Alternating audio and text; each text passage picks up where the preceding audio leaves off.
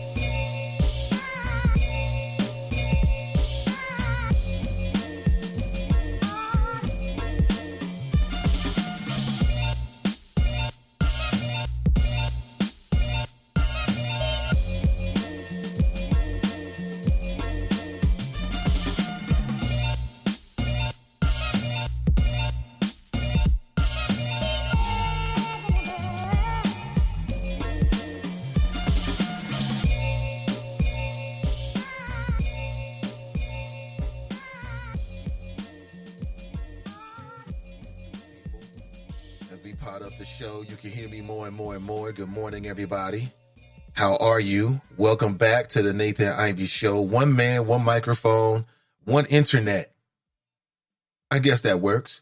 Listen, coming up at the bottom of the hour at 8:30 a.m. approximately, I'm scheduled to be joined by with Janaya Trotter Bratton, who is a black female who is running for municipal court judge. And of course, that election is coming up in just a few weeks in November.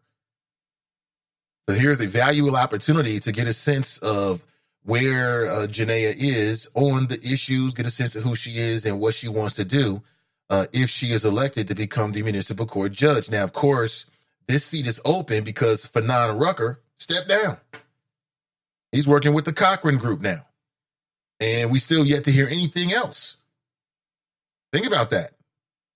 That was coming up this Friday, 2 weeks ago. So what's up with that? We don't know. Listen, we'll find out together. We will find out together. Think about that. We still don't know. How is that? How does that work? But Janaya Trotter is my guest at 8:30 a.m. this morning. If you have questions, line them up. And you may hear me answer your question this morning. Now, along the way, I want to talk about numerous things, including what's happening here in the state of Ohio. Now, if you go back just a little bit, there was a shooting in Dayton, Ohio. You might remember it. It was a mass shooting that took place in Dayton, Ohio. You might remember it. And in the wake of that, our Republican governor, his name is Governor Mike DeWine. He's the shortest man in Ohio. I mean, Mike DeWine is so short that he almost looks like the body of a child almost. I'm just being honest with you. With this big old head, this big old super grown man's head. That's Mike DeWine. That's Governor Mike DeWine. I'm not making that up. I am not making it. Y'all elected him governor. I didn't vote for this fool. But anyway, Ohio just loves Republican governors. When are you going to learn that's part of the fucking problem here in Ohio? Why the worker man still has such a hard way of it. Y'all keep electing Republicans. Yeah, wake up. Anyway, Republican Governor Mike DeWine now, he was talking all this stuff about how we were going to pass background checks. He's got this plan called Strong Ohio, right? The Strong Ohio plan. He had all the mayors and the chiefs of these particular cities, our mayor in Cincinnati, John Cranley, along with the police chief in Cincinnati. they actually, they didn't fall for it, but they actually, I believe, went to Columbus. They had a big meeting and all this kind of stuff. You notice not a whole lot of chatter came out of that. And so Mike DeWine has now unveiled his Strong Ohio plan. This is the plan that's supposed to keep us all safe. And it includes some numerous things. Among the things that it changes that it includes is it would increase penalties for anyone, pardon me, that provides a gun to someone who is legally prohibited from having one. It would also require that certain types of protection orders and arrest warrants be reflected in state and federal law enforcement databases to ensure more accurate background checks. How do you feel about protection orders and arrest warrants being reflected in state and federal law enforcement databases? I mean, at first glance, it's like, cool. Well, you look a little deeper, it's like, that could be problematic. Mike DeWine and his team consulted with city leaders and lawmakers from all over the state. He came in with this. But one thing that is suspiciously not in there, very conspicuously not inside of the plan, is the so-called red flag restrictions. It doesn't also include background check requirements for gun sales. So you don't want to do background checks at the point of purchase. What is the point? What is the point? So did the NRA, did the Second Amendment crowd get to Mike DeWine? Probably so. He probably had several high-profile meetings behind closed doors. He probably had several phone calls. He might have got a deluge of emails because they're organized. My buddy Joe Eaton with the Ohio Buckeye Firearms Association, he graces up with a flow once or twice a year. It's been a while. Last time he had a problem keeping up with that nonsense with me, but it is what it is. They're organized. They send out email. They're ready. So they probably hit Mike DeWine up with a deluge of emails and phone calls and had some high profile behind closed doors meetings with some, I guess, so-called important folks with the Second Amendment crowd. And this is what they came up with. What do you think about that concept, though, the whole red flag law, where if, you're perceived a threat by some predetermined calculations, then you can be red flagged in the system where you can't have a firearm. You've never committed a felony. You're a law-abiding citizen by all accounts, but your family members or law enforcement or the psychologists at your kid's school have determined that you shouldn't have a weapon. Is that a good idea? Is that a good concept in your opinion? 513-873-7134. Also, Tammy Kemp has spoken. Judge Tammy Kemp. Sounds like a TV judge. Tammy Kemp, judge. I am the law. Judge Tammy Kemp. She is responding to her haters, you damn haters. And all the people out there, primarily black folks on the internet, are hating on Judge Tammy Kemp. How does she do that? Why she hugging him? Why she hugging her? I'm sorry. Well, Tammy Kemp was the judge that presided over the Amber Guyger trial, and she took particularly a lot of heat because afterward, she went up and gave Amber Guyger a hug and gave her a Bible and was consoling her.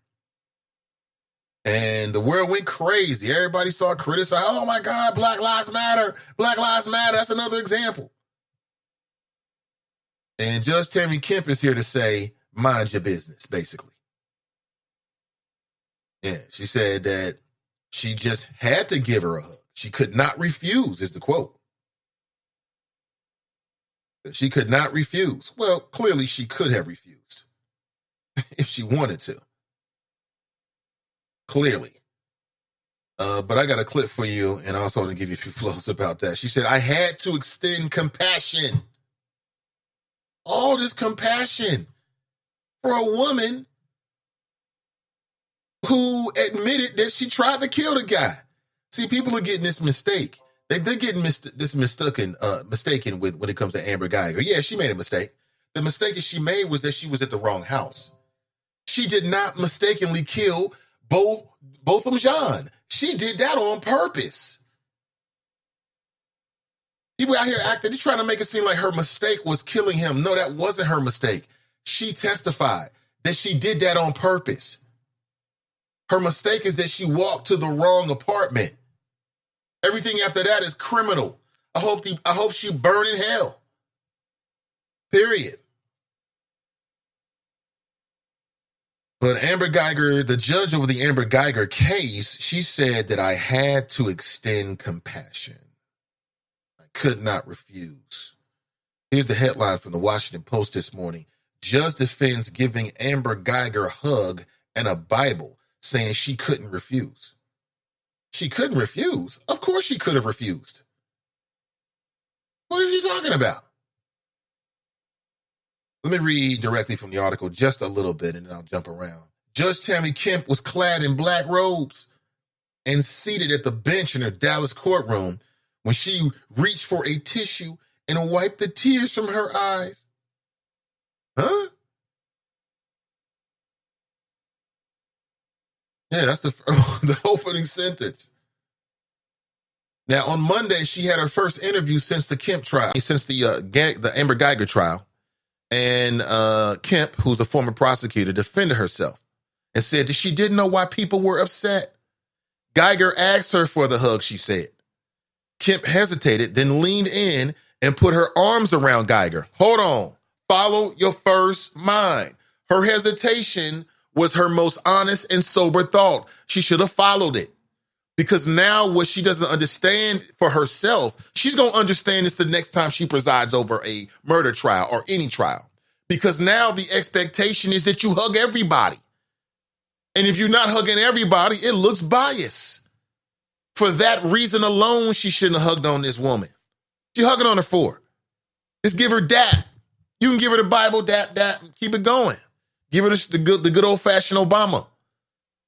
You know what I'm saying? Keep it going.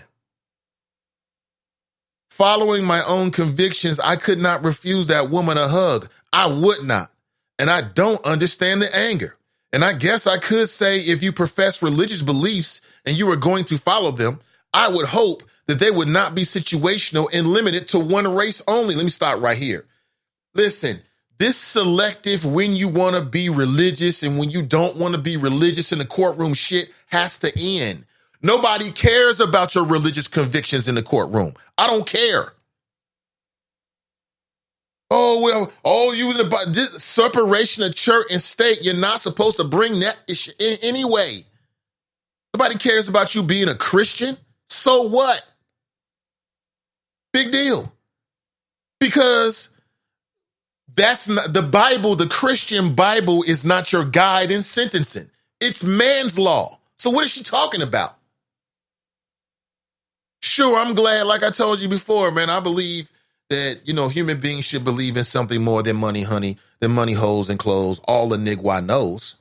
I'll say that again. I believe that. But that don't mean that you get a chance to proselytize inside the courtroom. That's a no-no. No one cares about your religious beliefs. It's about how you should conduct yourself in the courtroom. So what that you're a Christian? So what you believe in God? So what?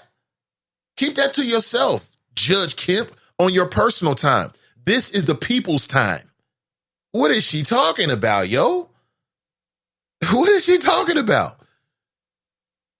I'm going to read this again. This is from Judge Tammy Kemp in an interview she did on Monday. Quote, following my own convictions, and see, that's where she's going to get herself messed up because now you got to hug everybody. And if you're not hugging everybody, the question is now is that you have some kind of insight or personal belief about the defendant. She set herself up for a rough ride. This ain't going to be the last time she's going to be in the media. The very next time there's a murder trial that she presides over, or anything that can be any way remotely called emotional, people are going to be judging her like, she ain't show no emotion for this black man. She sure did show emotion for Amber Guyger. That's what she did to herself. That's the reason why you ain't hugging defendants. You want to hug her? Go back into chambers and hug her where nobody can see. Nobody's going to say anything. Nobody's going to judge you. There's not going to be images on social media. What is she doing here? Let me read back. Let me read it again. Following my own convictions, I could not refuse that woman a hug. I would not. And I don't understand the anger. And I guess I could say if you profess religious beliefs and you are following them, I don't hope that they are not situational and limited to one race only. Now, my critiques had nothing to do with race. It's about how you should conduct yourself in the court. And nobody cares about your religious beliefs. So what? There's people out there that are atheists. They still deserve to have a fair shot in the court system. Kemp saw a woman changed, she told the AP. Changed from what? A woman changed from what? Exactly. From the racist that was making jokes about dead civil rights leaders that walked into the wrong apartment. I think she was high on something. I don't care what the toxicology report says. Walks into basically a B&E, she breaks and enters into another person's home and shoots them. Doesn't give them a chance to even say other than 3 words, hey, hey, hey, and then murders them. So that's what she changed to what? Kemp saw a woman change, she told the AP. Someone who might seek God's forgiveness if she knew where to start and if she had a Bible on her own. I'm not concerned about her seeking God's forgiveness. So what? What's that got to do with anything? I'm struggling to understand. Quote, she asked me if I thought that God could forgive her, and I said yes. Why is she asking you? You ain't no closer to God than she is just because you're a judge. You don't know God, if there is a God, whatever God's name is, better than the next human being. You're no better than her in God's eye. What the fuck is going on? It's nuts. This is crazy. And apparently she responded, yes, God can forgive you and has. How does she know that?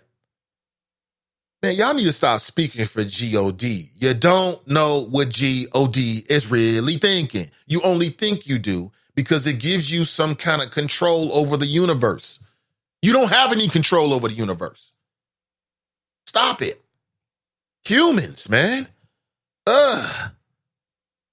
Very unstable creatures. That's what we are. These humans that profess to know God, they just kill me because you don't know. You think you know, you hope you know, but you really don't know because you ain't never met him. Stop that, man. Stop it.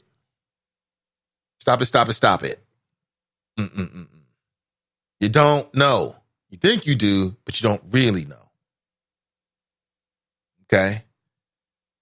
Listen, before we get any deeper in the show, today's show is brought to you by the First Lady's Health Fair. It's coming up this Sunday, October the 13th.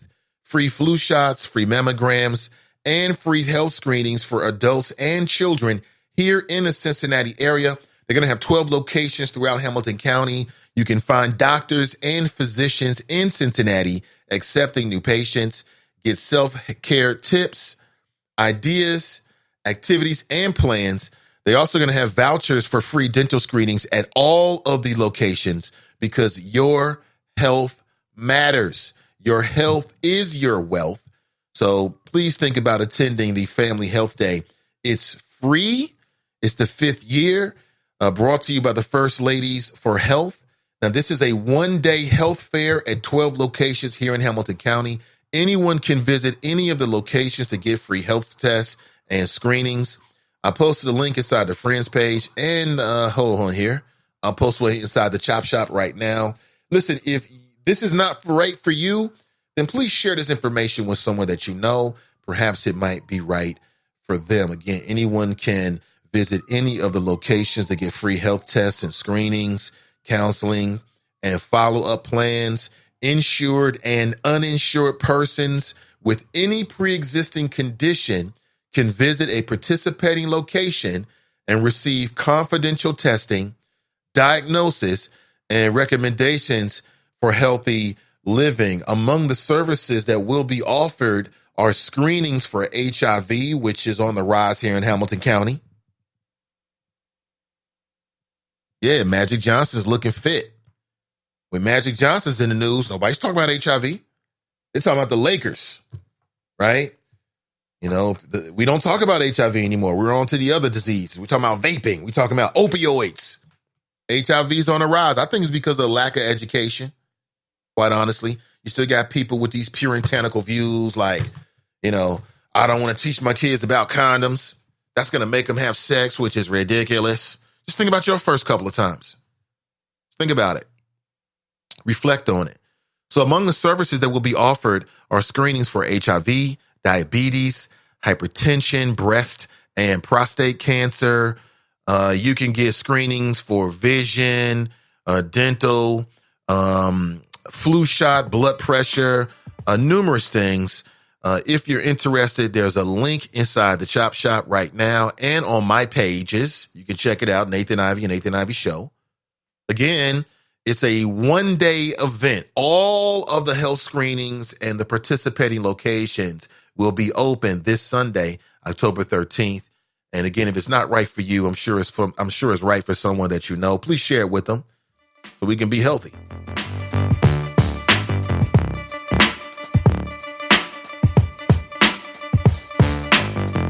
All right, good morning, everybody. Now let's get back to this. 513-873-7134. I'm breaking down this Tammy Kemp. Would you like to hear the actual interview? Enough of me, right? You want to hear directly from her. I'll play it for you in just a sec, but I want to set the tone here. Yeah, so apparently Amber Guyger asked her if she thought that God would forgive her. So all the good black folks have forgiven her for the sin of killing this young brother. I bet she feels better. That's great. I'll say it again. You got folks out there still unhappy with OJ. OJ's on Twitter. They want him dead. They want his ass locked up. Where was all this compassion for OJ? I think OJ was guilty myself, but I'm just saying he was found not guilty. And I'm just trying to make a point here. To this day, people still despise. You say OJ in certain circles, just see it hit you with the bitter beer face. That's the OJ face. This nigga killed her. Where's all this compassion talk? Let me go on the record like everybody else. If somebody mistakenly comes in here and kill me, don't and hug him. Don't give him no sympathy. Oh, Nathan was a nice guy. He would have let him go. He would have, no, hell no. Get as much time as you can.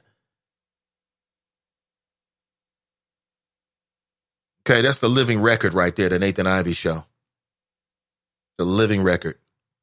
It shows the living record. Now, coming up at 8:30 a.m., I'm scheduled to speak with Janaya Trotter Bratton, who's running for municipal court judge. But back to Judge Kemp. She might end up on TV. What's the odds of her ending up on TV? What's the odds? Fame is the odds guy.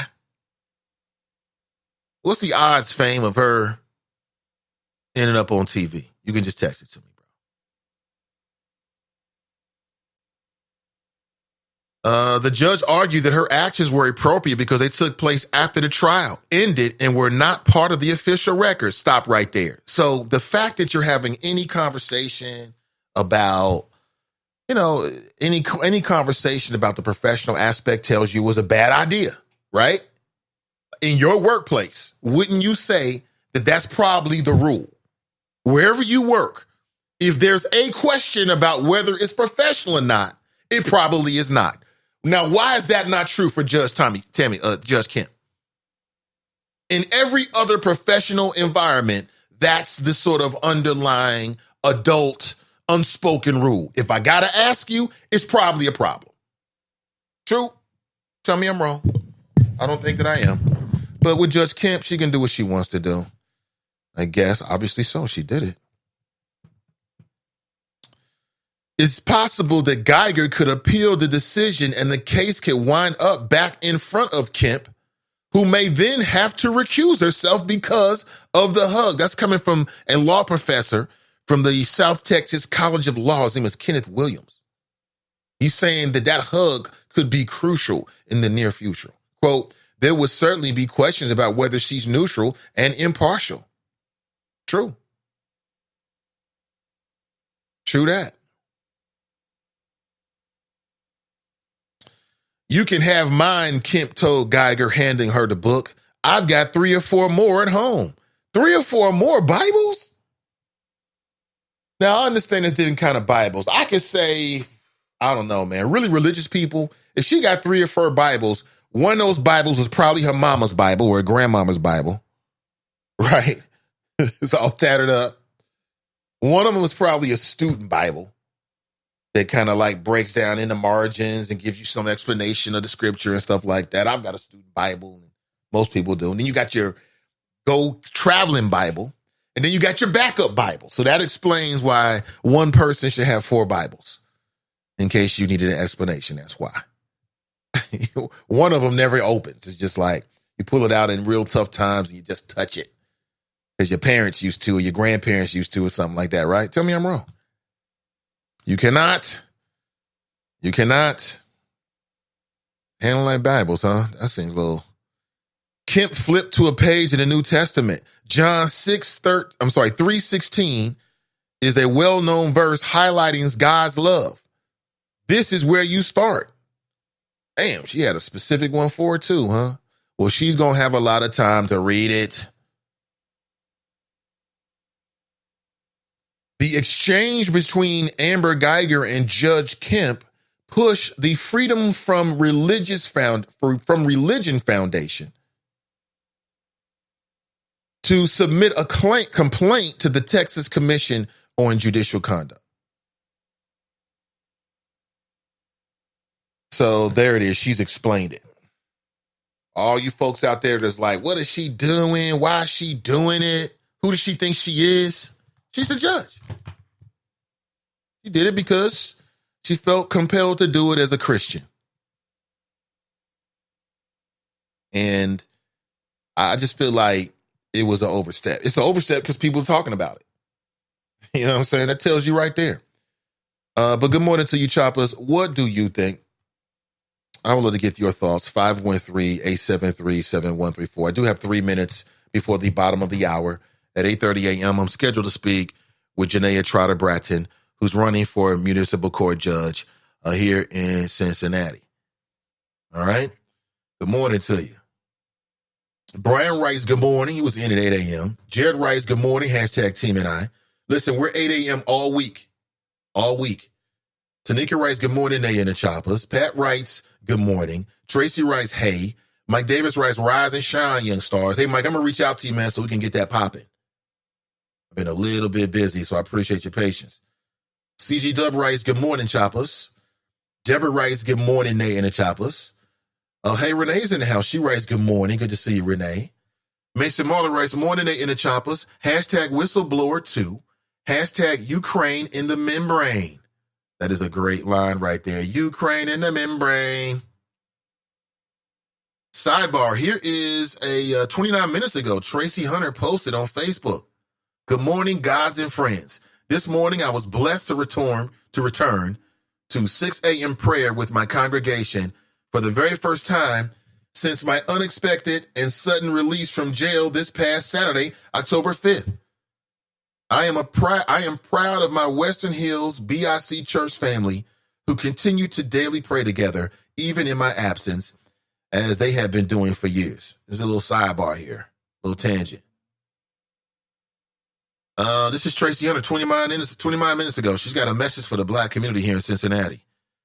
She writes, the cruelty, abuse, and disrespect that I have experienced as the first Black juvenile court judge of Hamilton County for standing against an inequitable and racially oppressive system that harms our children and families is beyond unspeakable and unimaginable. But my spirit, while bruised, is not broken. I remain resolute with my God, that my God will eventually expose and avenge every evil committed against me. Therefore, I will continue to stand as the word of God commands until righteousness prevails. Damn. So Tracy Hunter has something to say this morning. Very interesting. Okay, we're taking a call here. Good morning to you this morning. Hey, good morning. Welcome to the Nathan Ivey Show. I'm doing great. Hold on one second. I think that's Janaya. I'm effing up over here. Let me get Janaya connected. Hey, good morning, Janaya. Is that you? Good morning. It is. Hey, Janaya. Good morning. Good morning. Janaya Trotter Bratton is on the line with us, everybody. She's running for juvenile. I'm sorry, she's running for municipal court judge. Janaya, thank you for the time this morning. No problem. Thanks for having me. Absolutely. Well, let's get straight into it. Let me put my notes up here. I want to make sure. Let's get straight into it because I want to get a sense of giving people a sense of who you are if they don't know you and what you value and what we can expect from you if you are elected. And that election is coming up in November, right? So what is that? A month away? Less than a month. 28 days. 28 days. Okay. Yes. Well, first, let me start with this. How did you get your name? Because I thought about it. You're the only Janaya that I know. So I got my name. My mother lived in California, and she was watching Wake Up San Francisco or something. And someone had the name Janaya, and she decided if she ever had a daughter, that's what she was going to name me. And several years later, that's what happened. Okay, I never knew the story, huh? I love my name. Have you ever met another Janaya? I have met a couple. It was actually been through Facebook. Like, people have inboxed me like, oh, you have my name. Many people don't have my name. So that kind of thing. But okay. Very few people, which is good because it's a good ballot name. People know who I am when you meet me. So. Absolutely. Absolutely. So did you grow up here in Cincinnati? What's your background? I did. I grew up in Cincinnati. I went to Winton Woods High School. I left and went to the Ohio State University for undergrad. Then I went to NKU Chase for law school. And then I moved back to Cincinnati, and I've lived in Bond Hill for the past 10 years. Okay. So that's kind of a recap. Okay. And for folks who don't know, like, your professional background, so have you been working in the community? Like, tell us some of the things you do in the community you've been doing and some of the work you've been doing. So I started my career out as, well, prior to being licensed, there's like a lull period of several months before, from when you take the bar exam to when you actually get to practice or get your license. And I started out working at CMHA as a hearing officer. And it was actually that position that made me aware of the collateral consequences of convictions. Even very minor convictions, weed tickets, things like that actually change someone's entire life. You can lose your housing, over not even just you doing something, but a family member doing something. And so it really, really opened my eyes to the power that charges and the judicial system, all of this has over a person's everyday living. And so started my career off, I was a prosecutor in the city of Cincinnati prosecutor's office. I left the city after about a year and a half and went into private practice. And I had my own firm for a little bit over 5 years. And I practiced family law, criminal defense, and some civil rights work. And then I left, or I closed my practice and joined Gerhard Stein and Branch, which is a civil rights firm. And I exclusively practiced civil rights for over 3 years, just practicing civil rights. And that was probably the most rewarding part of my career ever to date. And while I was doing that, I've always been active in the community. A lot of people know I ran for prosecutor in 2012. And when I ran for prosecutor, it was the same reason that I'm running for judge, was to improve the administration of justice in this county, period. And it can be done if we elect the right people. But, a lot of times we get what we've always got because we do what we've always done, which is either, not vote or not educate ourselves about who we're voting for. And so that over the past 6 years plus has been Michael, I've been in the community council meetings, talking to people, trying to really educate people on the importance of judicial campaigns and how a judicial candidate can really, really change someone's entire life. And we think about, policies in our system and, the bail system and how that starts this kind of perpetual cycle. And all of that is up to who we elect. And so for me, that's been kind of my work, is improving the administration of justice in this county and allowing people to see the effect of their elected officials on their everyday life. And that is so important. Speaking with Janaya Trotter Bratton, she's running for municipal court judge. Is that District 1, Janaya?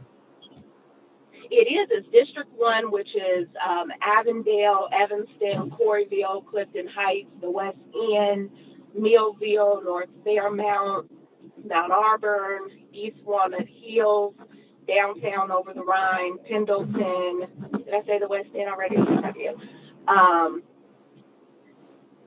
Parts of Westwood, Roll Hill. Yes, there's like an east side. Mm-hmm. Yeah, east side of Westwood, Villages of Roll Hill. So it encompasses a good number of neighborhoods. And quite frankly, when you look at the statistics in the system of, where people come from that are entering the system, a lot of people are in this particular district. And so there should be a vested interest in getting out to vote. And unfortunately, we looked at the early vote numbers yesterday for people who had requested absentee ballots from even 2017, and it was down 17% for the first day. Now, we still have time to improve it, but, I think people really, really need to understand that every election matters, because every election you're putting someone in a seat that affects your life, your family's life, and you don't want to wait until you get in front of someone hoping that you had a fair judge when you had the chance to elect them. Speaking with Janaya Trotter Bratton. So 2 questions, Janaya. One, and they're interrelated. So 1, do you believe that Black people get a fair shot in the judicial system? And then 2, if you're elected as municipal court judge in District 1, what does that mean for Black people that live in that district? So I do not believe Black people get a fair shake in the system. I think that the numbers show it, so I don't even have to think it. The numbers show it. I think that one thing that we can do to improve that, and I don't want to get off from your other question, but what we could do to improve that, again, is to elect judges, and this is how Black people could be affected by me being in that seat, is I will track my data. Because I think it's very important, even as Black people, we can have implicit biases. There was like the Harvard implicit bias test. And when Black people took it, their numbers of bias against Black people was similar to that of white people against Black people. And so I think tracking your numbers and having that data, you can't deny data. So if your sentencing, if your acceptance of reductions and things like that are disparate between Black and white people, then there's an issue there. But if we ignore it or we don't check ourselves, nobody else is going to do it. And that's why we've had this problem going through year after year after year, when you see, one person getting probation for something and somebody else who is no more of a threat to society being put in jail. And so I really, really think tracking is important. And when I ran the Judicial Committee, I asked all of our judicial candidates from the Democratic Party, would you agree to tracking your cases?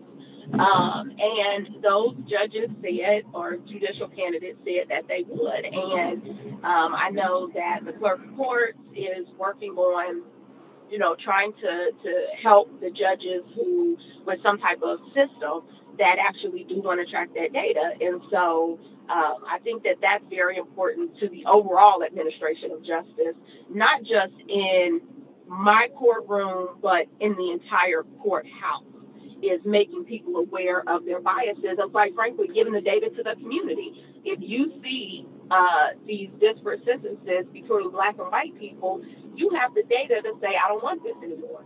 And I think that's very, very important. So I think that's one of the things that I will do that will improve the administration of justice. Now, let me say this: even though District 1 is encompassed by those, few neighborhoods, there's 7 districts, but each of the judges don't only hear cases from that district. They hear cases in the entire county. So the administration of justice would not only be improved in District 1, but in all of Hamilton County, because all the judges hear all of the cases.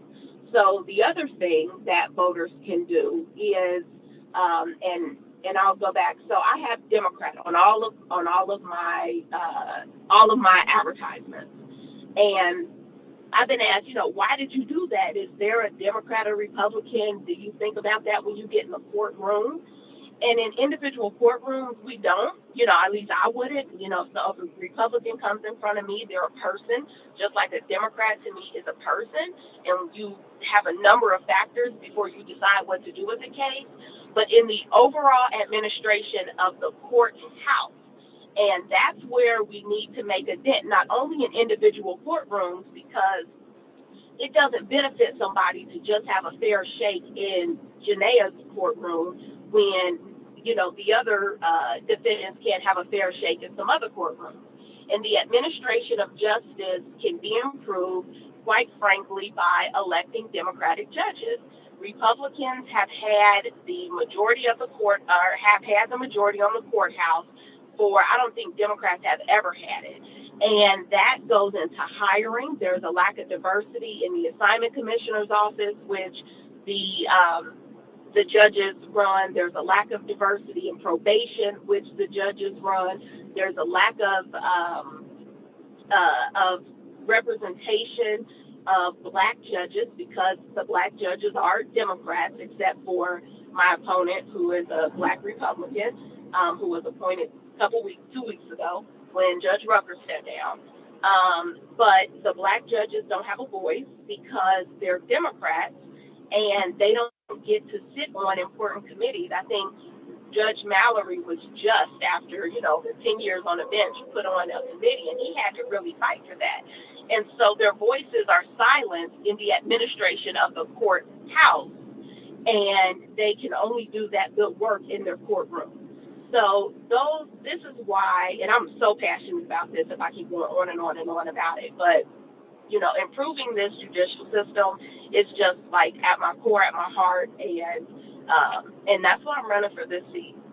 So, Janaya, what's the number one thing that if you could change it today, like what's the number one improvement you think needs to be made?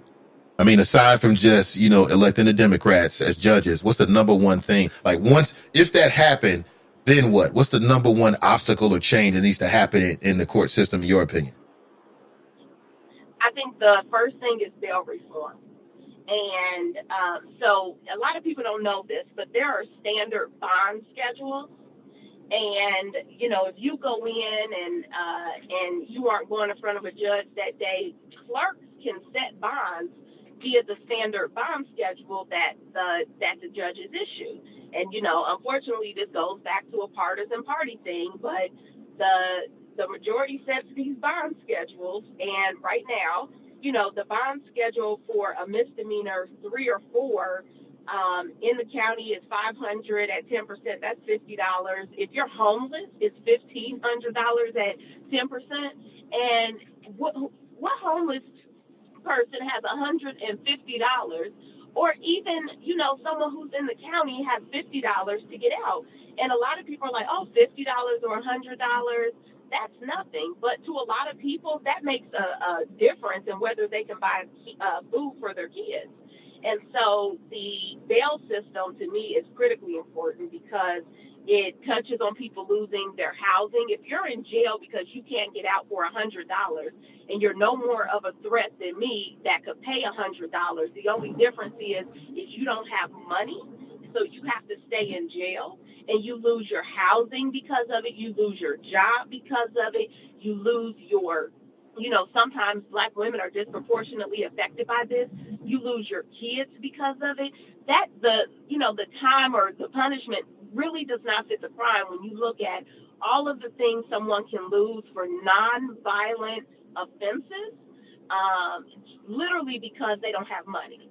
So to me, that's important. The other aspect of it is that because people don't want to lose their house, their job, their kids, they plead guilty to things that they may not be guilty of. And they do it because it's, for them, taking the hit of having something on your record is less of a burden, than staying in jail and losing everything. And that should not be how our system works if you decide whether or not you want to defend yourself based on what you have to lose. I mean, it's just ridiculous. And again, going back to, this is something that could have been changed a long time ago. This is not rocket science. The Supreme Court justice has said, you all really need to be looking at these things, send something to all the judges in the state. You really need to be looking at the factors that you're supposed to look at to determine whether or not somebody should be in jail. And that is not always happening. And this bail reform has become a buzzword, and everybody's on board with it, but nobody is actually doing what needs to be done to reform the system. So for me, that's the most important issue right now, because it affects and touches the everyday lives of people, period. Hey, speaking with Janaya Trotter Bratton, she's running for District 1 Municipal Court Judge here in Cincinnati. So, Janaya, what type of cases will that position see or hear? Like, will it be like misdemeanors, felonies? Is it all types of crimes? Is it criminal crimes, civil? It's all misdemeanors, criminal and civil. So misdemeanors, it's all misdemeanors. But the important thing when we talk about bails and bonds and things like that is the municipal court judges set those bonds prior to a common pleas judge hearing it. So all of those cases come through. So when we're looking at, setting the bonds and bail, all of those issues, the municipal court directly affects it, even though the court only hears criminal cases. Now, the municipal court also hears civil cases. And those civil cases, and to me, also affect Black people, because a lot of us have small businesses. And there are a lot of the judges in muni court are judges who have only done criminal law, have not done civil litigation. And a lot of times, and I've heard this complaint, that people's civil cases do not get the time and attention that people's criminal cases get. And it's also someone's livelihood, whether or not you get sued for X amount of dollars, and your career, or your name, your business is smeared, you lose, whatever as far as financially, and all of that is very important. And you shouldn't have to own multi-million-dollar business for someone to recognize the value in what you own and give it the time and attention that they would of someone who does have a multi-million-dollar business. Because for us, our small businesses are our multi-million-dollar business. That's how we take care of our family. That's how we build our communities. And it deserves the same time and attention. So luckily, I have all of that background. I practice civil law. I practice criminal law. I practice in state courts all across Ohio. I practice in federal courts across Ohio. So I think that I'm the best person, to do this job that for the seat that Judge Rucker vacated a couple weeks ago.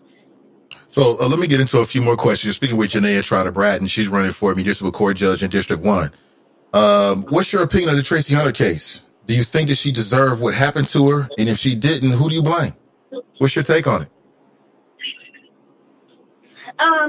No, I don't think she deserved what happened to her. I made a Facebook post about this, and I said, no matter what you think the alleged crime itself, which, there's no evidence that has ever been presented. And so that would suggest that she was guilty of the crime. But there also is another aspect of it when we look at why we incarcerate people. And Judge Hunter and this goes to me, to the administration of justice. She was out on bond for several years. She gave back to the community. She continued to preach. She continued to volunteer. She continued to be a good citizen. She didn't get into any trouble. And I think when you look at the overall administration of justice, it doesn't benefit society to have an individual who, like her, in jail. It just doesn't. And so that's where I think judges come in and you really look at what the factors are of why someone should be incarcerated, period. And if someone is not a threat to society, then we should not be wasting jail space on that person. What's your take on the Black Lives Matter campaign? Do you believe that Black Lives Matter in this country? And I absolutely believe that Black Lives Matter. Now, I hope that your viewers would know that about me. I do believe that Black Lives Matter, and I, hate the watered down version of All Lives Matter. It's obvious that all people's lives matter, but the reason that Black Lives Matter is important is because to so many people, Black lives don't matter, and so we have to make that statement. And to me, it's a rallying cry for us as well, that our lives do matter, even though it has not always been recognized in society. So there's nothing wrong with saying, Black people matter in society when we have, been persecuted to the point that a lot of people don't think that our lives matter. Chocolate Girl Wonder on Spreaker, she wants to know, how does running for a municipal court judge differ than running for prosecutor? What's the biggest obstacle that you're currently facing? There are a few obstacles. One is because Judge Rucker just stepped down September 23rd, the obstacle is running an 8-week campaign, basically. So, I have had to, do a year's worth of campaigning, and, it'll be about 8 weeks total by the time Election Day comes. So that's difficult, but I think the difference is when you are running as a prosecutor, you have a lot more leeway in what you can say and opinions that you can give. When you're running for a judicial seat, you have to remain, neutral to the best point that you can. You aren't necessarily supposed to even comment on cases. You can comment on the administration of justice, which is why, when you asked me about Judge Hunter's case, I tied that to the administration of justice because I think the issue behind it, not necessarily the merits of the case, is what I can speak on, is the administration of justice. And so, to me, there are a lot of things that I would love to speak on and that I have been very vocal about throughout my career. But it is difficult being silenced kind of in that way, especially with me and my mouth and how I like to call stuff on the carpet. But, it's something that for this particular seat has to be done. And I think that, it's more important for me to be elected to this seat and be able to make change in people's lives and to talk about it. The run from the prosecutor's office, I had a candidate or an opponent who had, great name recognition. Here, my opponent definitely doesn't have the same name recognition that Dieter's had. But, the fact of the matter is that Judge Rucker he stepped down September 23rd. Governor DeWine appointed a Black woman who was a Republican the 25th to, the day after, or, the Monday after Fanon stepped down that Friday.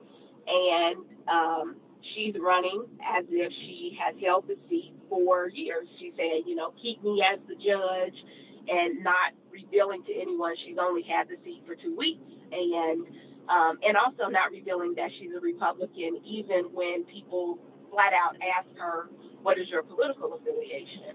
So I think that game that, is being played now is put black people up against black people. As far as Republicans and Democrats, even though there were open seats that Republicans could put their candidates in, because we have a Republican governor who can appoint. There's one district in particular that was an open seat, and if, they really value diversity on the bench, they could have put the black person in the open seat. But they haven't. And so I think that is an issue, is really educating voters on why political party matters in the administration of justice of the courthouse, not the courtroom. I don't think any of the judges in that courthouse are looking at somebody, you're a Republican or Democrat, I'm going to treat you differently. But when it comes to setting policy and in the administration of the court, it does matter.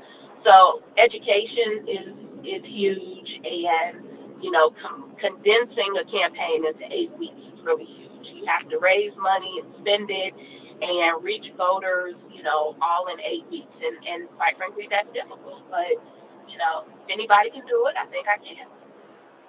Well, Janaya, I wish you the best. Thank you for coming on the show, spending some time with us. Perhaps we can catch up right before the election and maybe chat a little bit. I'm not sure what's going to happen between now and then, but it's going to be really, really interesting. And we'll catch up with you real soon. Anything, last things you want to share with the audience? Yes, vote, vote, vote, vote, vote. It matters. It matters so much. It really does. There are, even outside of District 1, multiple contested judicial races. You have school board races. All of these races touch on your everyday life. And, vote. And I personally ask for you to vote Janaya Trotter Bratton for municipal court judge. So thanks for having me, Nathan. Absolutely. Take it easy. That's Janaya Trotter Bratton, and she's running for municipal court judge, District 1. And hopefully you got a sense of who she is. I try to approach it as if I didn't know her, just to get, because I don't want to make any assumptions out there. Sometimes we can make assumptions that people know you, people know her. I'm very friendly. I'm very aware of Janaya from old days in radio, in commercial radio. So I wanted to make sure we got a chance to at least check in with her and ask her about some of these things. I'd be remiss in my duties if I don't ask every candidate, especially judicial candidates, black females, about Tracy Hunter. And a lot of those questions you heard me ask her, I'll ask her opponent as well, which I think is fair. But there may be some questions in particular that are unique to each and every candidate. So thank you for Mason Muller writes, Racker. CG Dub writes, is there a website available? And I believe it's JanayaForJudge.com. JanayaForJudge.com. JanayaForJudge.com. All right, don't forget, we have a CCW class opportunity coming up this Sunday. We're going to be meeting up at 8:15 a.m. out at the Fairfield location. Our first CCW class is going to be instructed by the folks over at Ride or Die. If you're interested, we do have slots available. It'll be a $90 charge, a special rate for the Nathan Ivey Show listeners. What does that get you? That gets you everything you need. That gets you the classes. If you don't have a firearm, don't worry. They are going to provide a firearm. I believe they'll bring two types of firearms, a revolver and an automatic. If you're interested, as I said, just let me know. And how you let me know is you Cash App or PayPal. And again, they're willing to accept a partial payment. So if it's kind of like a $45 now, and then the day of, you would Cash App or PayPal them the other $45. $90 in total. The class is a total of 8 hours. 4 hours instruction, I believe, is in the classroom. The other 4 hours is out on the range. Why are we doing this? We're doing this because I believe in personal protection. I believe that black people should fully exercise the Second Amendment rights and be articulate and intelligent about how we're doing it. That's what I think. And distinct to your particular state, the world that you live in, and the laws that control the world that you live in. I think it's all very, very important. So if you're interested, please let me know. And I'd like to get a good count, at least by Thursday. What is today? Tuesday, Wednesday? Today's Tuesday, actually. So that gives us a couple of days if you're interested. And if you miss out on this one, we will hold another one. Now, the next class after this in November is going to be a tactical class. It'll be a tactical class that'll be outdoors. Okay, they're outdoor range. Okay, so weather permitting. So there's ice and snow, nah. If it's super near sub-zero, nah. If it's a little bit cold, well, that just takes you back to being a kid. You know what I'm saying? Playing in the backyard, playing kill the man, having fun. Only we'll be doing it for a reason. And the reason is my ethos. This is my personal ethos when it comes to personal protection and CCW and all that stuff. Real simple. I'd rather I'd rather have it and not need it than need it and not have it. It's real simple. Put that on a t-shirt. Okay? There's not a human being who heard my voice who disagrees with me. I know you agree with me on that. So we got an opportunity this Sunday, and we're going to do it rain or shine. So I'll be a part of that first class as well. Now, the plan is that it doesn't have to be a one-time thing. If there are other people, let's say later in the year or early next year, they do have some indoor facility available to them. That'll be probably on like a Saturday. I'm not sure. Kind of remembering some earlier conversations I had with Forte. These are Black instructors, former police officers.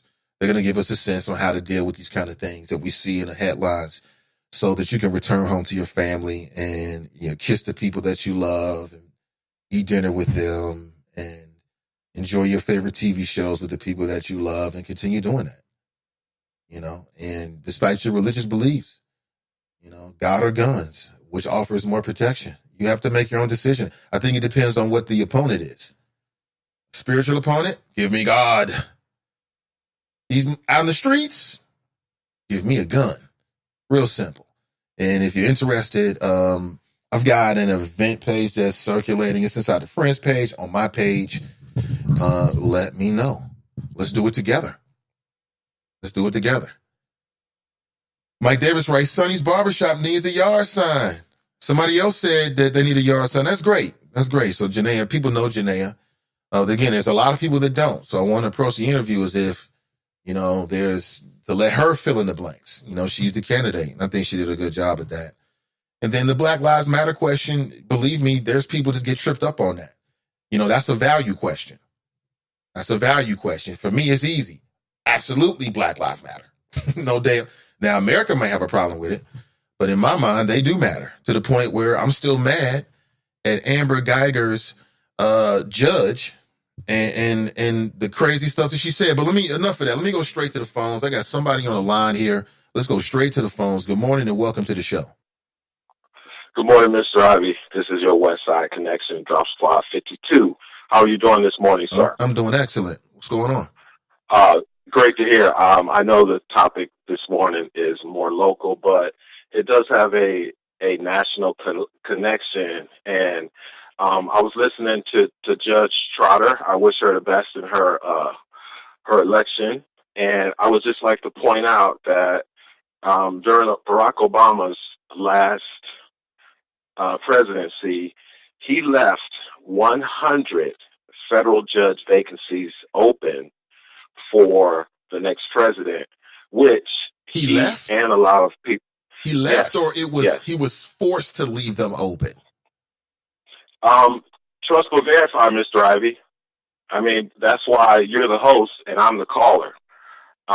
It is a fact that 100 vacancies were not filled by the Barack Obama administration in 2015-16.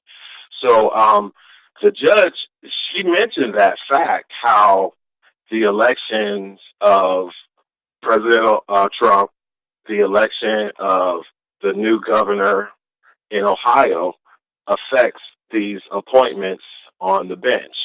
Now, these are federal judges, and she was kind of breaking things down of what judges hear certain cases, but most murder cases are state cases. But on the federal level, it is a fact that 100 seats were left open, and now Donald Trump has filled, I think, most of those seats already. Because, again, nobody thought that Hillary was going to lose. And a lot of things that are happening right now to the Trump administration is clearly because the Democrats were not prepared for the Republicans taking over. Okay, I mean, I could go down a list of a number of things that Obama pretty much just left on the table because him and everyone else That's was not really the pretty story sure. behind that, though, Drop. I mean, the real story behind it is the Senate Majority Leader. But Nate, that's not the point. But Nate, that the is the point, is, though, Drop. That is the no. point. It is. That is that. But what I'm saying is, if the way you're starting off this point is that, then it's What? the way that you mischaracterized the fact that Obama was forced to leave office. And I didn't say forced, Nate. I know you didn't. That's what I'm saying. But that's what happened, though. No, I mean, but see, again, Nate, that's why I always say trust but verify everything. Okay? But see, I say things, Nate, because I know people that listen to this show will check what I say. And I usually come on your show with real facts, Mr. Ivy. So all I'm saying is elections have consequences. But when your party doesn't emphasize the importance of the president selecting judges to appoint on the federal and at the next level, the circuit court, you know the different levels of the appointments that the president can make. Okay, so again, Nate, I don't come on this show to argue with you about Republicans and Democrats because I know your show is fair and biased. I know which way you lean. So I'm putting this stuff out there because I know people listen to your show and people want to be informed because even Ms. Trotter mentioned it herself, how it is so important to first register to vote and then to vote because when you register to vote, you put yourself in the pool to be called for jury duty. Okay, so, and you can't just assume because a judge is black that they're Democrat. You just can't, and you can't assume that just because a judge is Republican that they're going to be white. And she made that clear today on your show, Mr. Ivy. So it all comes down to what I always say. I know. Trust but verify everything. I know, man. That's what I'm doing. I'm verifying it right now for you. And what I'm telling you is you mischaracterize it. Obama didn't leave it open because they didn't expect for Hillary not to win. That wasn't why. The whole strategy from the Republican minority leader, the Senate Majority Leader, Mitch McConnell, was to leave these open so that the hope would be that a Republican would win and that they could start to fill them. And that's what happened. No, that's not it. See again, Mr. Ivy. No. Everyone knows it. Okay, what did Judge Trotter say about having a Republican governor? Okay, she said that when the governor is Republican, they're gonna fill those vacancies with Republican judges. So the 2016 election had other things on the ballot besides Hillary and Donald Trump. There were governor seats open. Nate, do you remember Stacey Abrams? See, Mr. Ivy, she got played by the white guy. But again, Mr. Ivy, you bring up Mitch McConnell, and all I'm pointing out to you that your assessment is not 100% correct because of the narrative that the writer wanted to present. And I keep telling you, Mr. Ivy, all elections have consequences. So Mitch McConnell, he also thought Trump was going to lose. So Mitch McConnell wanted to wait and see if any Republican governors would win.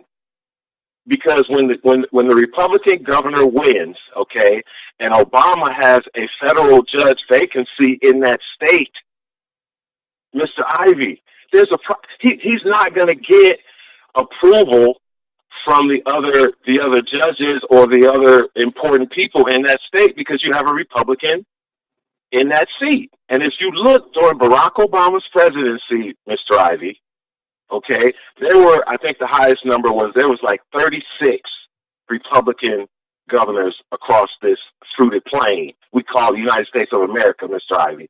So all I'm saying, Mr. Ivy, is the bottom line is a lot of people were upset with Barack Obama because he didn't figure out a way to get those seats filled with his judges, even though it was a Republican state run by a Republican governor. Because even Judge Trotter said, some of these judges are being appointed, they're black, but they're Republicans.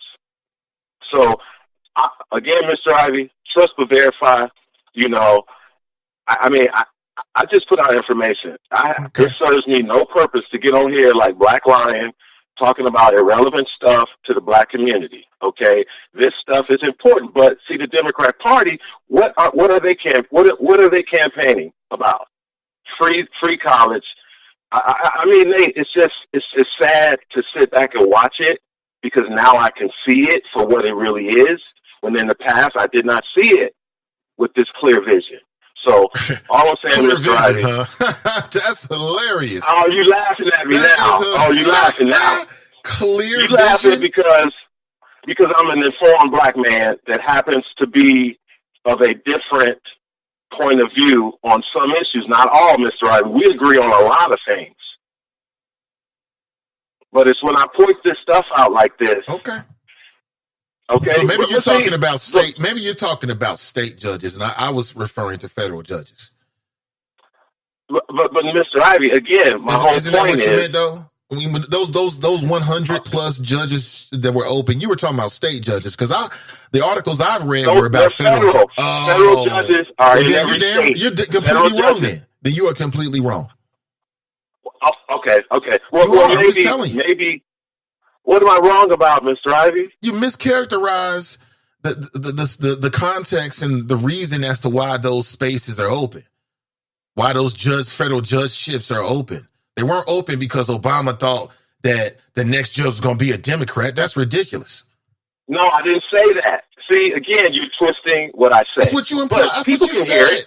You said, they thought that Hillary was going to win. Nobody thought she was going to lose. That was the point you were making when you made that statement. But no, it was in context when you brought up Mitch McConnell as the reason why Obama couldn't appoint the judges. And I explained to you why, or a possibility why, Mitch McConnell did what he did. And again, it's a possibility in another universe, but in this universe, we know what happened. It was Mitch McConnell and the congressional Republicans. They hatched this plan to try to reduce the impact that Obama was going to have.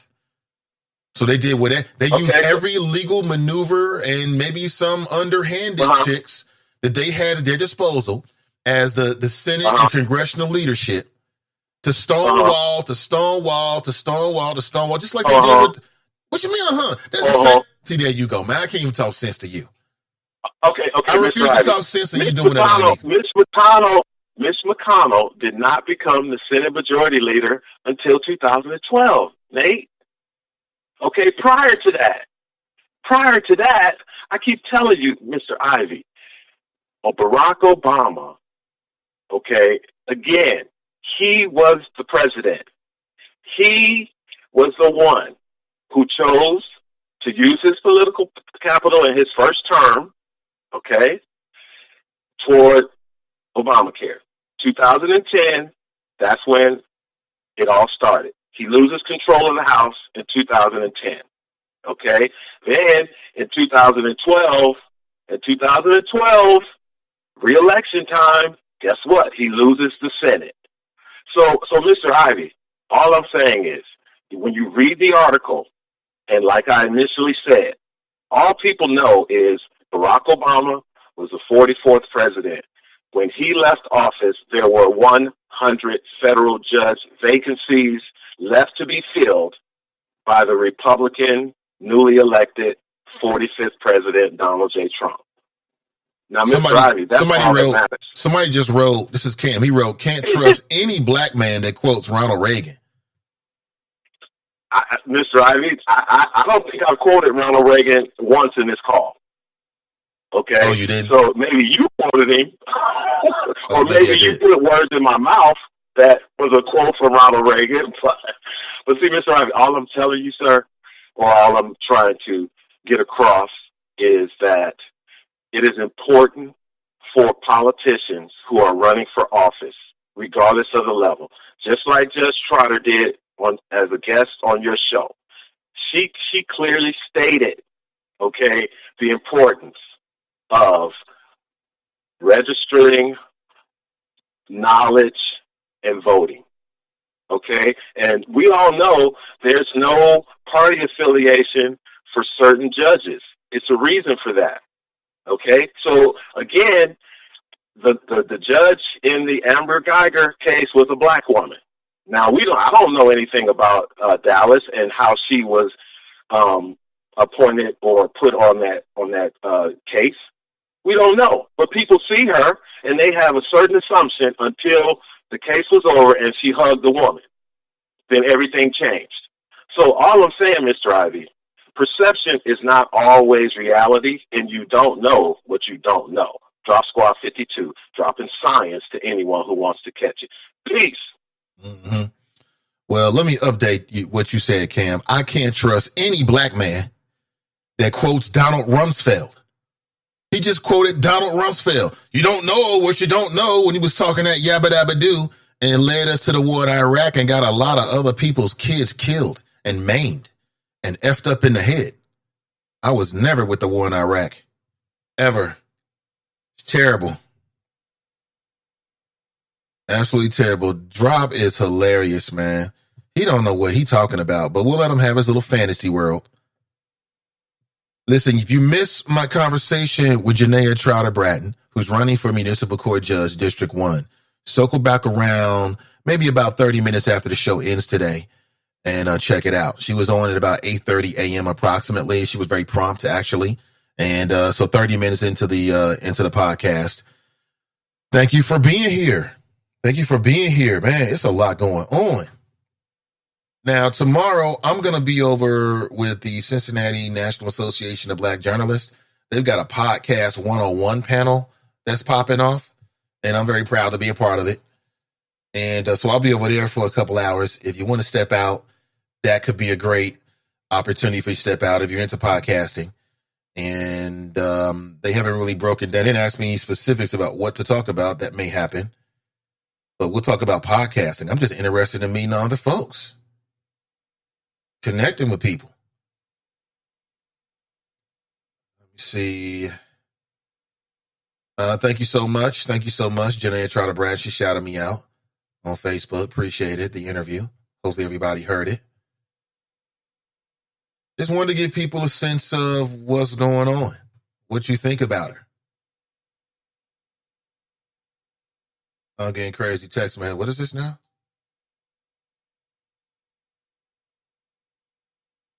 My phone is just, I'm just not good with phones, I guess, man. Or I think I got a bad phone. You ever get a brand new phone and then like within the same day it does something? You're thinking, that's not what a brand new phone should do. So within the first day of me getting this so-called brand new phone, it was just slow. You know, it was like it wasn't computing fast enough. Like I was on Facebook, then I wanted to jump on YouTube, then I wanted to send an email, then I wanted to send a text, then I wanted to watch a video, and it just didn't do it fast enough.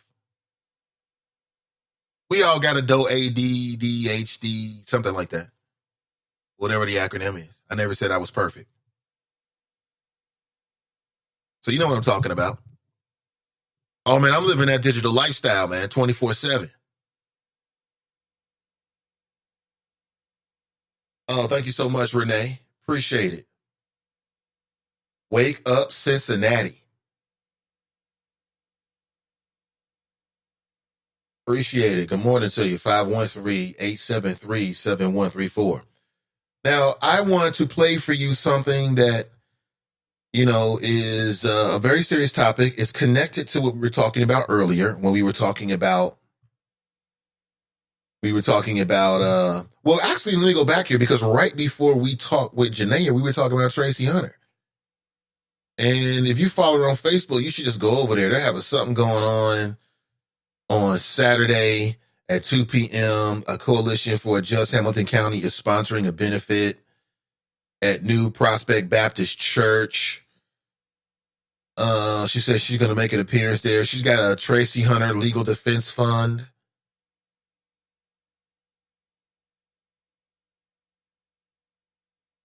She writes, we should be able to run. She said, as black people, we cannot continue to accept being oppressed and treated like second-class citizens in Cincinnati. We should be able to run for public office and win an election without having to sue to count votes, as I did, then face the brutality I faced just for standing up to those who stole my election. I mean, all that part is true. See, that's when I started to understand and pay attention to Tracy Hunter. And like, wait a minute, what's going on with this? It just seems so political. And, you go in certain spaces on the internet and that people here locally go to, and you're going to see people saying a lot of nasty and vicious things about Tracy Hunter and da-da-da-da-da-da. I mean, those folks are always going to be here. They're being slowly outpopulated, though. Like, give us 50 years. Oh, my gosh. Oh, great. Oh, okay. Let me see here. This is nice. I mean,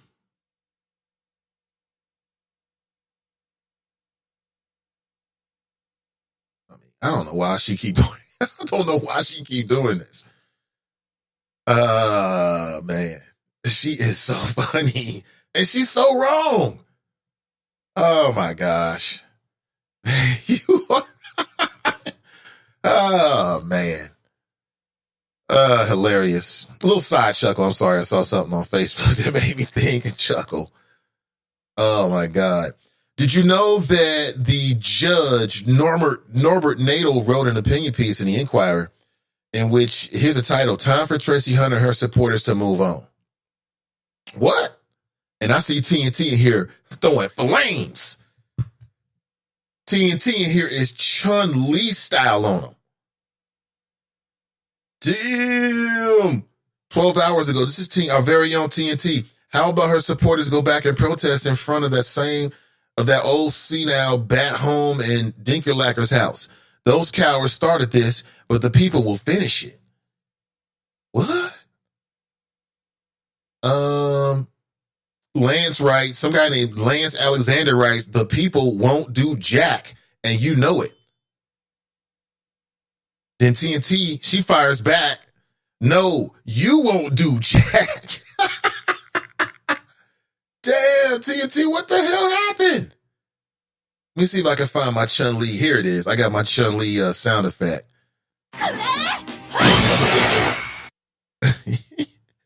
You know what's so funny about that? Because if I remember correctly,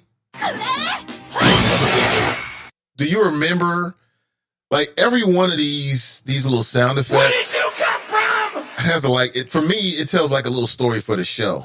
And it's just funny. I just remember when I added that to the, let's say, the sonic tapestry of the show. Oh, that's funny. That is hilarious. Damn, she's going back and forth in here. I don't need to read all of it, but you can step in there and check it out for yourself. Damn, they is flaming up about Tracy Hunter. I'm glad to see Tracy Hunter out. And I think what it should do is encourage people to organize. I think it should encourage people to think about what they can do to challenge the status quo here locally. I think that it should encourage the next generation of Black lawyers and judges to go get educated and then to be a part of the system as judges. And all the folks that work in all the administrative offices and all of the buildings and support systems that we doing jobs that make up the local matrix that we don't even know about. I think it should be a serious look at every position, every administrative position, so people have a better understanding of what that bureaucracy really is. Because honestly, looking at it right now, we know about this or that, but for me, honestly, there's still a lot of unknown, a lot of question marks about the system itself. I'm talking about the juvenile court justice system. The system, like I said, that produces Black lawyers and produces Black judges, that next generation. Y'all should be fired up about that. The worst thing that can happen is people allow that to maybe prevent them from being the next juvenile court judge. Because it's going to happen eventually. It may not happen. It'll happen in our lifetime. Within our lifetime, if we live another 30 years, let's say you live another 40 years, in your lifetime, do you think there'll be another black person, black female, that runs for juvenile court judge? The answer is yes. A brother already did. He lost. Was his name Payne? I believe something like that. Yeah, I mean, got to push back on these fools, man. Period. On these suckers. They ain't nothing but suckers. All right, let's go to the phone. Let's talk to John from Princeton, New Jersey. He can give us some history that we already know. Good morning, John. Good morning, Mr. Nathan Ivy and the good people of good Cincinnati, as well as the good people around the world. And yes, those choppers. Good morning, sir. How are you? I'm great. Welcome. You was enjoying the flows you had for the last hour. And just now I was reluctant to call. I was going to just listen in. But you talked about how we in the black community, young people coming up the circle or going to school, should consider going into law practice and being a part of the system so we can take control of some of these situations. At least I hope we think we can take control. Let's back up a second. I agree with your assessments that, yes, we should be a part of the status quo, legal systems, judges, lawyers, prosecutors. The only problem I had, this is my personal opinion, is I've had some bad lawyers in my time over the years, and we do the best we can, be it young, trying to research and pick the right lawyers. But the system is rigged. And the system goes all the way up to the Supreme Court. Judges are in bed with lawyers. Lawyers are in bed with prosecutors and judges. It's a game. And hopefully you can pick the right lawyer, be it whatever case you're going into. But I'm going to be honest with my experience in the legal system. And you'll read about it next year when my book comes out, because I point out some of the corrupt lawyers. I'm not saying all lawyers are bad, but there are a lot of bad ones out there that sell their own people down the drain. I'm going to talk about it in my book next year. You have to hold on and wait for that. But my experiences with lawyers, every now and then you run into some good ones. But when you go before that judge, I've always believed most cases are won and lost before you even get in the courtroom. And most of the time, your lawyer knows just what's going to go down the pipeline. He or she may tell the client, and then most of the time, they won't tell the client. It's like being on a stage. You're acting. You're performing in front of the audience in the courtroom, and you're performing in front of that judge. But they know what's going to go down. Every case is a little bit different, high profile, legal. Sometimes you don't know everything. You got to play out the part. But the system is corrupt. It's always been corrupt and will stay that way, depending on the case you're dealing with. So, what I'm saying is... Well, I mean, the least we can do is vote on these judges and these publicly elected positions that influence that particular system, whether it's a juvenile court system, or the federal court system, or the local criminal court system, right? At least we can do that, John, or Zorro. I mean, come on now. Yes, but we can, I followed Judge Hunter's case from the time that started over a year ago. And I spoke out highly when I saw what was possibly going down the pipeline. I saw and I spoke out the first day and the bamboozle was coming at her. I called in at the time. I believe you were on, I think you were still on the station, WBDZ. And I said, I saw this wasn't going too good. And the community right there in Cincinnati have to stand behind it. However it falls down the pipeline, let's see how it plays out. And we saw how it played out. Her case was a clear example. When you reach the height of that status, and she was a local judge, they wasn't playing the game with her, and she wasn't playing the game with the system because she knew the system. She was smart. She was intelligent. People come before her court, and most of the time they were black, and she said, listen, you come before my court again, and the wrath of God will come down. I'm going to give you a chance to claim your act up. So it's a lot more to her case, which I think it's going to come out. There's a lot more coming down the pipeline, and she's not backing down. And she's going to clear her name at some point in time. Because the impression, and most of you local people there in Cincinnati, I listened to the Lincoln Ware show, and I heard that interview he did with her. It was a very good interview. And she basically laid out what's going to come down the pipeline. I read between the lines. So her case is a clear example how the system is so rigged, and how, look at her, as I stated, it's a clear example of her case on how she reached the status, but she wasn't playing the game. Now, how many black people that get in that position will play the game and buckle down or look the other way and say, I'm not playing the game, to her superiors on top of her, that it's like an old boys club. You think the judges don't get together on the weekend, drinks, dine, cheat on their wives, or maybe switch wives and every little? No, I don't think they switch wives, man. Where the hell did that come from? Your mind is always in the gutter, man. Let's keep it real, as Trotter used to say. You think that stuff don't go on? You think those judges, when they get busted? Oh, in some case, I think I remember heard about maybe last month or some judge that got busted and he had to step down. But when they get busted, they get a slap on the hand. Yeah, they got to step down off the bench and they go off to the sunset with their little retirement monies and the minks. But they won't lock these guys up because they know too much. And you can't knock them off because they know too much anyway. So, her case is a clear example of an African-American judge plus a female that wasn't playing the game. So they rigged the system and threw all kind of charges up in front of her, claimed she did something with her brother, passive summation. And when I listened very carefully to that Lincoln Ware show, and I listened to everything she said, and I think she's not finished. So so she was on with Lincoln recently. What was that, yesterday? Yeah, if you go to the pod show and listen to the show. Okay, I might have to check that out, actually.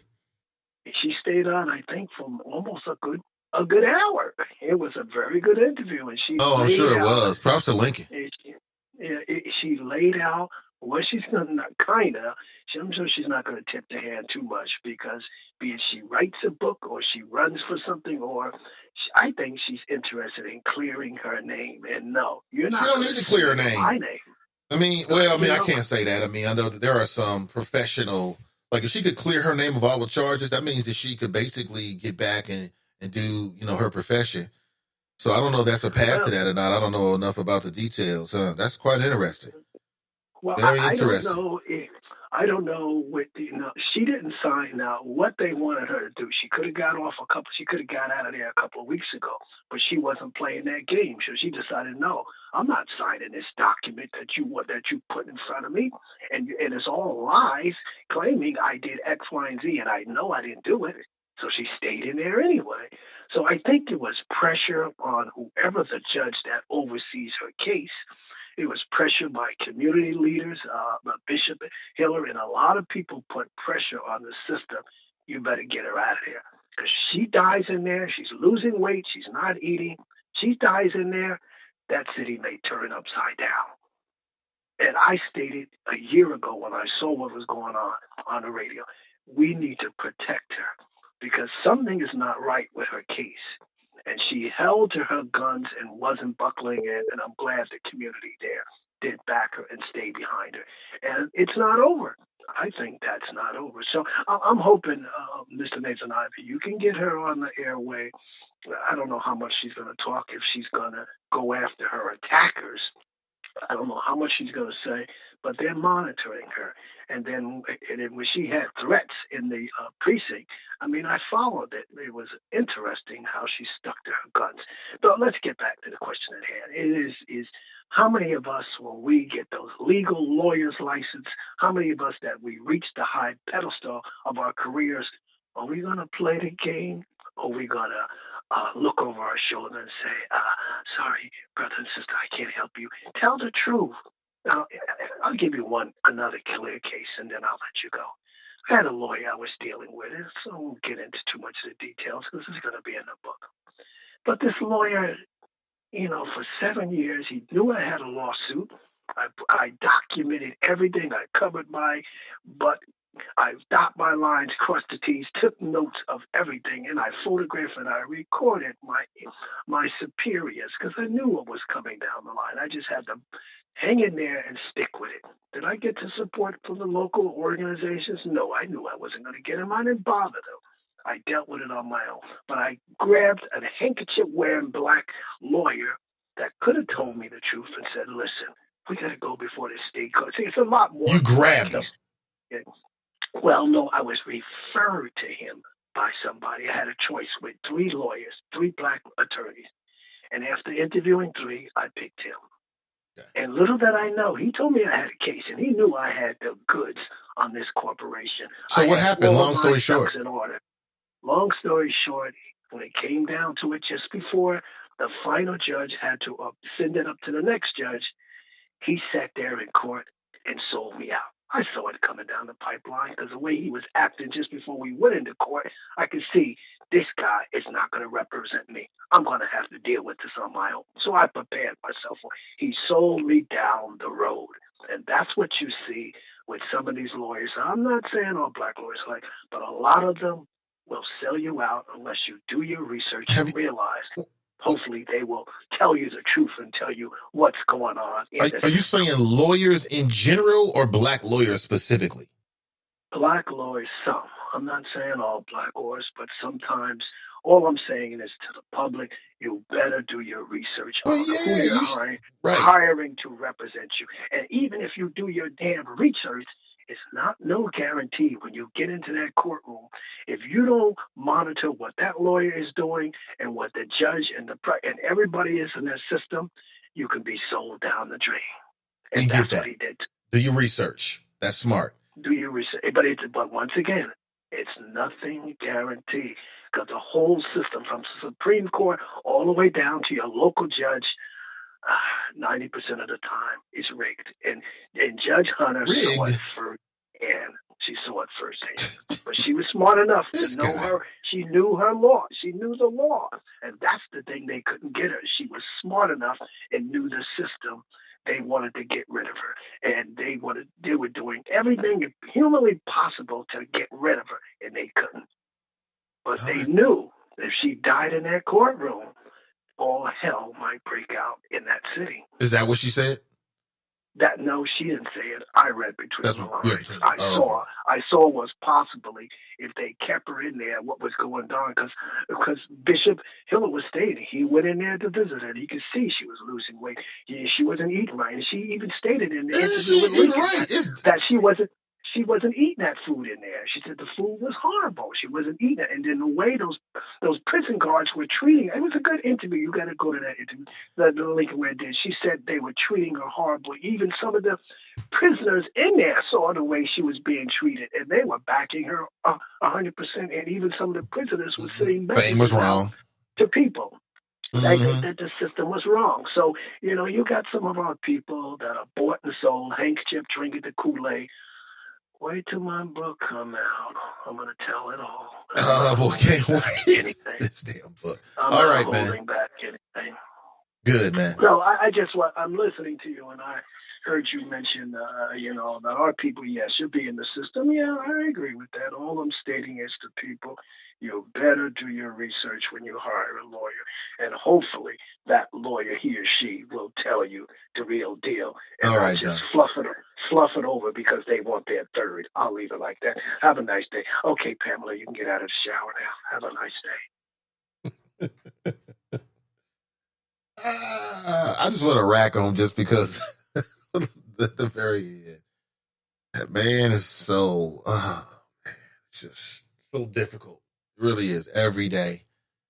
Takes strength. It really does. I need a mental health screening after talking with John. I'm wondering, are they going to do mental health screenings this weekend at one of the First Lady's Health Day locations? Did you know that more than 100 new HIV cases were reported in Hamilton County in 2016 and 2017? And you can get tested for free confidentially the rate of black males living with an HIV diagnosis is 5.9 times that of white males. Did you know that? The rate of black females living with HIV diagnosis is 12.4 times that of white females. Learn where you can get HIV testing for free here in Cincinnati. And all you have to do is to follow the link that I just posted inside the Chop Shop. There it is. Check it out. The First Lady's Cincinnati health screenings are going to take place October 13th at various locations. And they're going to be offering numerous screenings. And I don't think we talk enough about HIV. It never really comes up until it's a problem.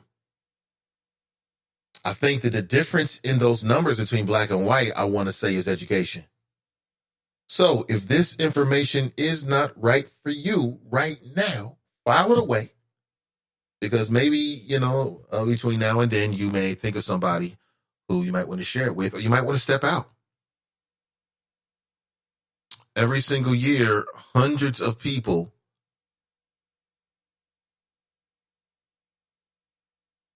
I would say, are saved because of health screenings, whether it be for cancer, different types, breast, prostate cancer. And I think prevention is the key. I think that when you know your status, just thinking back to my days of being single and doing whatever, you know what I'm saying? When I would take a test, like that time after taking a test was when I was always at my best. Where I was in my most, I'm absolutely wearing a condom every single time because I had just taken the test. I knew I was cool, right? So I wanted to protect that. I don't know if that's just me, I'm just being honest with you. You can visit following various locations this Sunday, that's October 13th, and receive a free HIV test from the First Ladies for Health. And they will be at numerous locations, including New Prospect Baptist Church in Roselawn, New Jerusalem Baptist Church in Carthage, Rockdale Academy in Avondale, the Word of Deliverance in Forest Park, the Evanston Recreation Center in Evanston, Seven Hills Neighborhood Houses down in the West End people, the YMCA downtown on Elm Street, Mother of Christ Catholic Church in Winton Hills. That's over on Winnesty Avenue, on West Side, folks. And check it out. Check it out. Prevention is the key, of course. We already know that. Good morning to you. So apparently there's some kind of mute John movement going on. Cats ain't feeling John right now. I don't get it. People talking about his voice. John said something that was real funny as hell. He was talking underneath me. He said something. I can't even remember what it was now, but that man, never understand our people. Jesse writes, I have to agree with John about doing your research when hiring a lawyer. I had a few that were terrible, and all of them were white. Well, Jesse, that was the point I was trying to make. Black, white, or whatever. You call in a plumber. You call in a service to you. You looking for insurance. I don't know about you, but I ask around. If I'm looking for a dentist, I'll ask people that I know. If I'm looking for, like a little while ago, I was looking for a dentist to get some teeth work done that I'm going to be having done coming up soon. And I reached out. I was just asking people like, hey, because that's, and then other than that, I may go online and I'll go to their Google page and look at their rating and look at the comments. I'm really good about it at restaurants, things like that. Like that's the point I'm trying to make. Like, I appreciate John telling us that, but we smart people here. We're not dumb black people in this room. This is smart. This is the smart black people room. So we get it. TNT race, y'all killing me about John.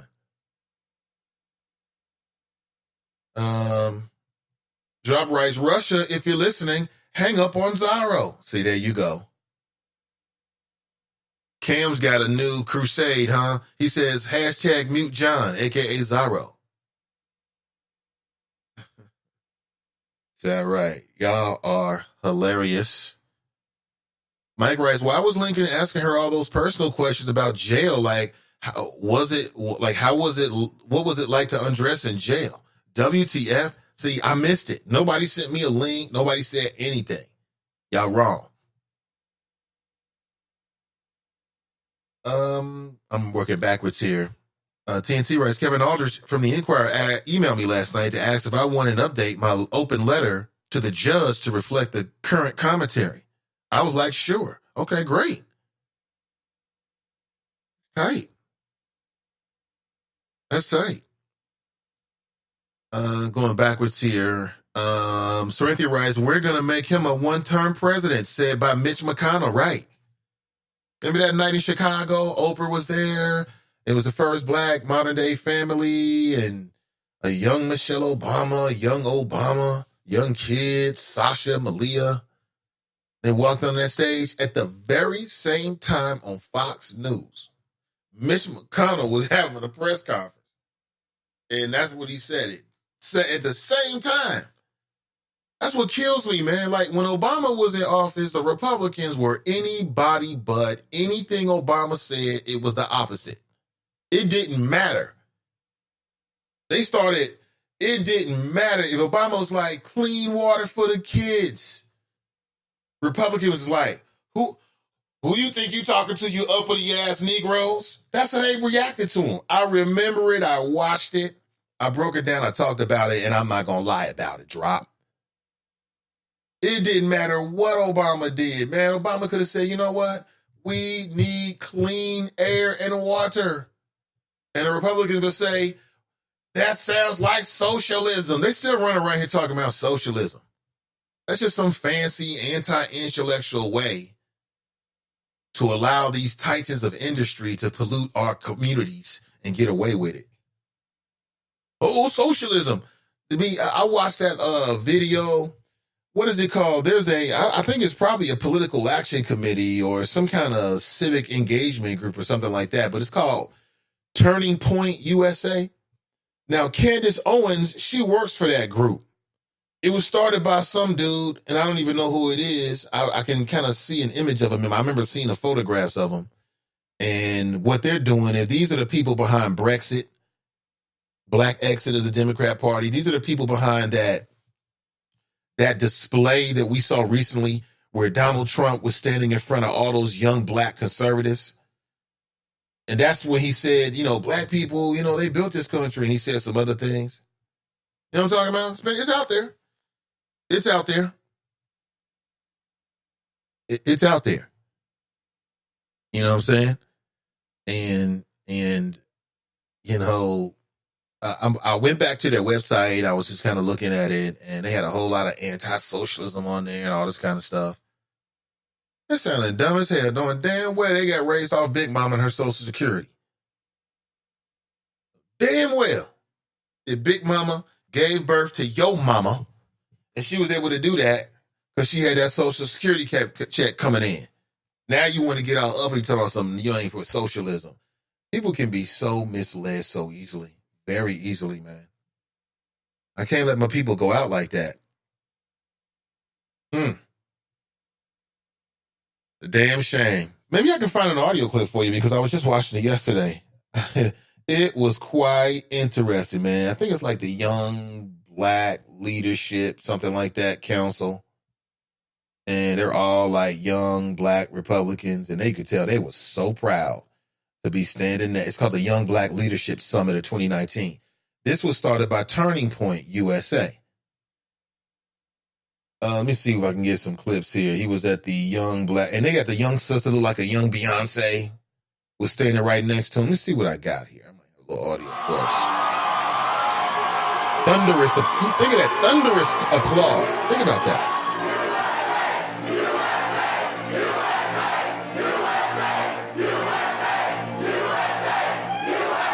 All black room, y'all. All black. Or as I say, majority black. Vast majority.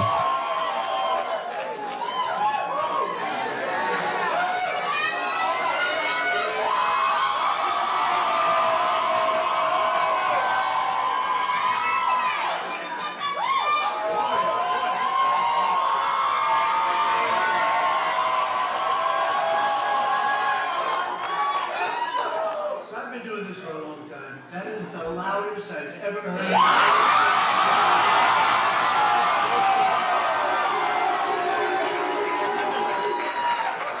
Modern day Django. This is a place, 1799. It was built 1799. Started off with number 6, John Adams, president. And that's a long Memo to Trump, 1799 wasn't a particular good year for my peeps. Broke the sound barrier. I've never heard. Wow, they screaming. Oh my dear Lord, they are screaming loud for this man. They are excited. Look at the I crowd. welcome everybody and these incredibly talented and unbelievable, patriotic young Americans. I thought that was Beyonce at first. I would be almost willing to bet, maybe even willing to bet, somebody in that audience right here, right in front of me, is going to be standing here someday. You got a good shot. You have a good shot. You've done incredible work to get to this position, and I have tremendous respect for it. We're glad to be joined by our terrific Vice President, Mike Pence. All right, enough of that.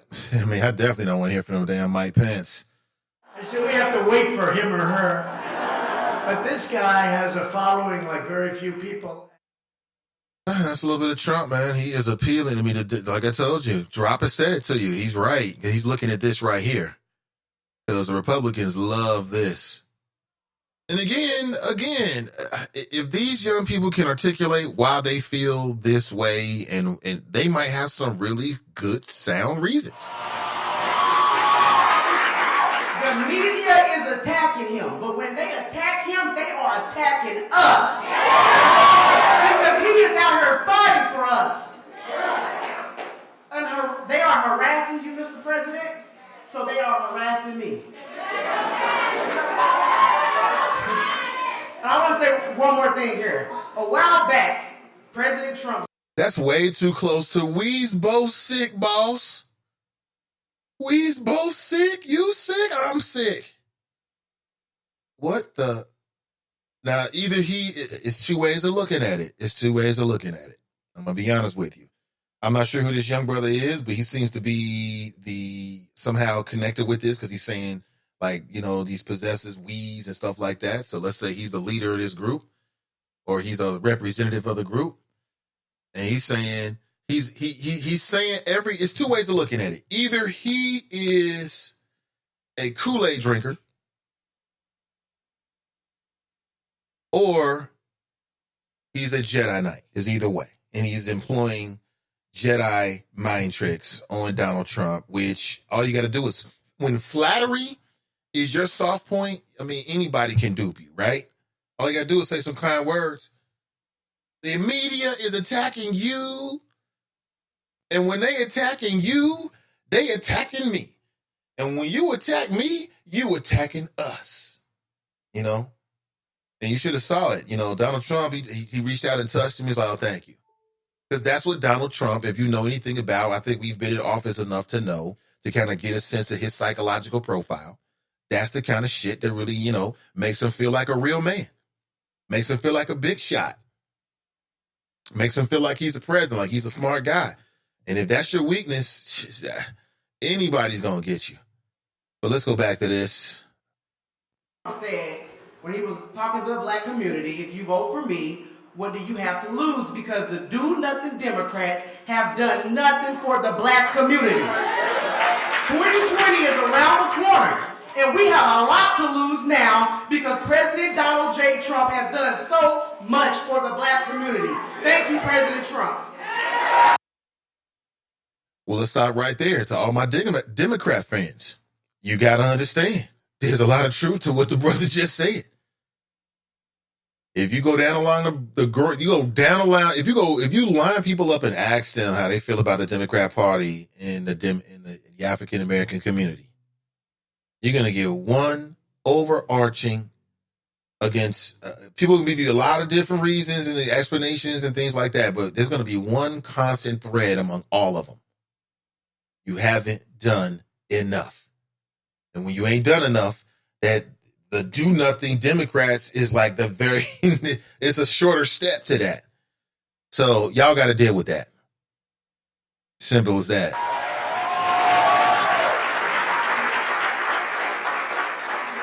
Here's something. And see, he's right. There's a lot to lose now because if as long as Donald Trump's in the White House, then at least once a year or maybe 2 or 3 times during his administration, you get a chance to have a moment like that.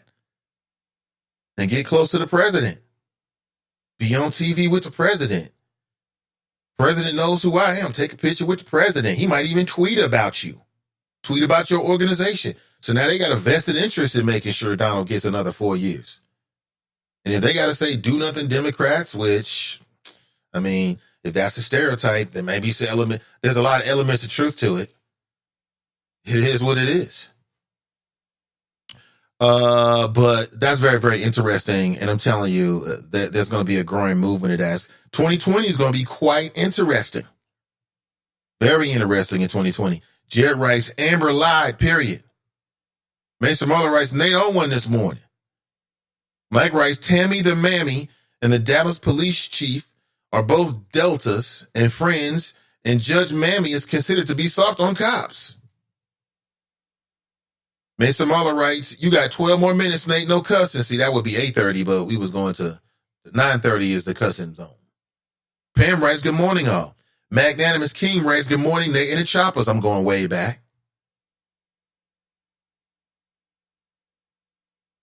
Fame writes 3-1. That's hilarious. Tanika writes, forgiveness doesn't diminish consequences for actions. Magnanimous King writes, Amber isn't going to do those 5 years. She'll be out in a couple of months, and that's if she really locked up now. So much cynicism when it comes to police officers and the treatment that they get. But, I mean, can you really blame them? Mike writes, Amber with the racist text messages and cheating with a married man is only remorseful because she can't get out of this one. Her only move is white woman tears. Apropos, Mike Jones, cheating with a married man. Now, is that such really a bad thing? Just think about that. I mean, as a married man, again, strike that from the record. You didn't hear any of that. But, I mean, she's cheating with a married man. She has racist text messages. She thinks that Dr. King's death is funny. She thinks the idea of a racist dog, and think about what that means, a vicious animal snarling at people of color, non-white folks, to the delight of the white people. Think about it. And you're supposed to be law enforcement? Oh, no, man. Clearly what we need to do across the country is to rethink the protocols in which police officers have been hired, rethinking the type of reviews that are in place for law enforcement officers, 1 year, 2 year, 3 year, 4 year, 5 year. I think we can do better. I think we can do better myself. I know that's very unpopular to say when it comes to law enforcement, but I think we can do a lot better. How did Amber Guyger even get on the police force? And again, I find it hard to believe that you can walk into somebody else's house. Like, I've been tired before, but never that tired. I mean, I've been like dead dog tired. But we've all been dead dog tired before. Like being kids or working out where you come home, you can't even take a shower, you fall asleep on the bed, but you got home. Somehow you made it home and didn't key into somebody else's house. I just don't buy any of it. Where can we get a yard sign? That's Pat about an hour ago. Renee writes, don't hope for a fair judge. Vote to get one. I'm with you, Renee. Absolutely. Deanna Kinley writes, sorry. Okay, hey, what's going on? Good to see you. Trump is loading the federal courts with Republican judges. Why should we give them more? Don't be deceived. Barack Obama and the Democrats thought Hillary was going to beat Trump. Elections have consequences. See, And when I brought that up to him, he tried to make it seem like he didn't say it. You texted it in here.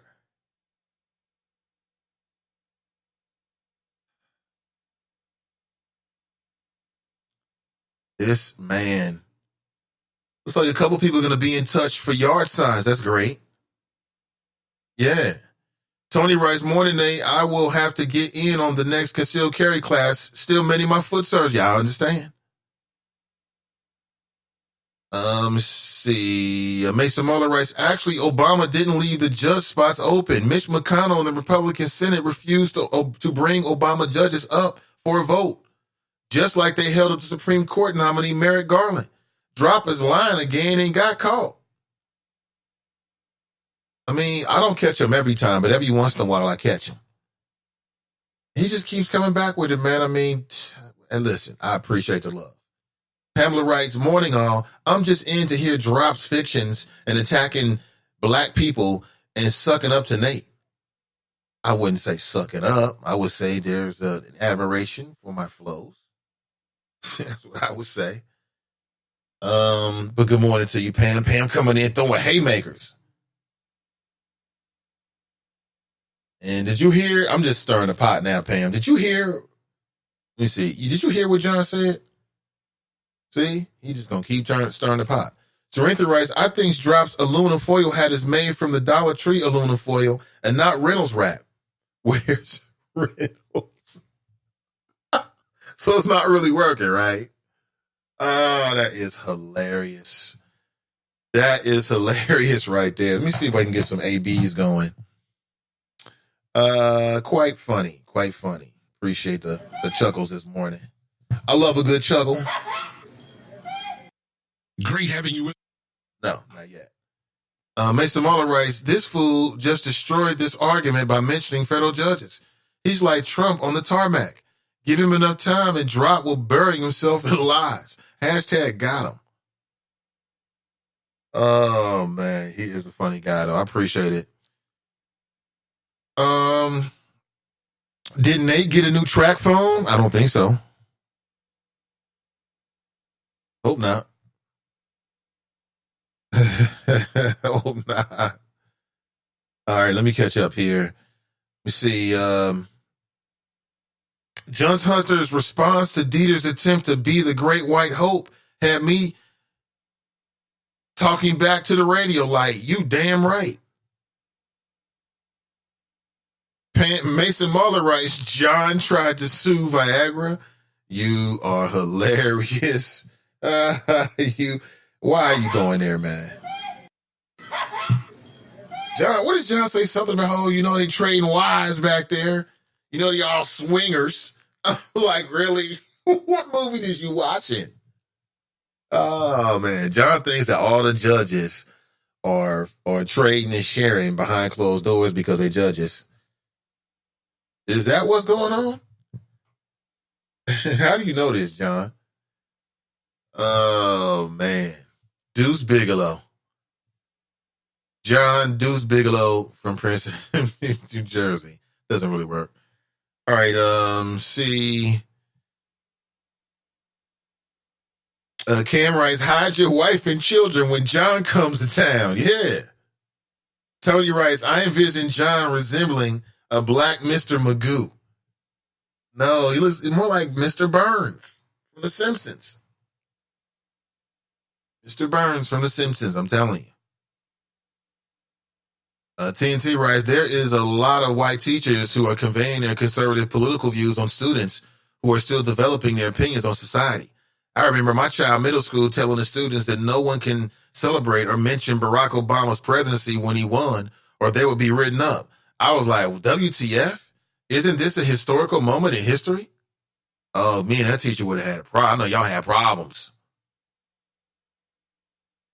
Mason Marler writes, we have our Gilligan of the week.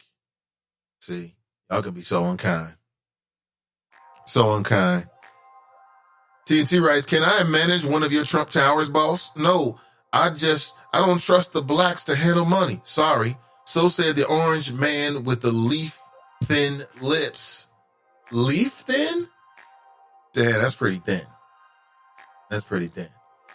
Your vote is a transaction, not an obligation. Independence is freedom.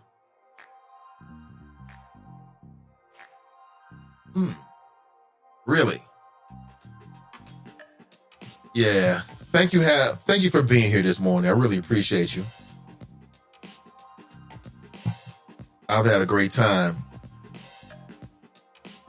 And if you missed it, circle back and check out my interview with Janaya Trotter this morning. What do you think of Janaya Trotter?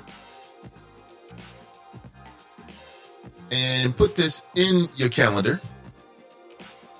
Coming up this Sunday, the First Lady's Health Fair. That's October 13th. 12 locations, one day.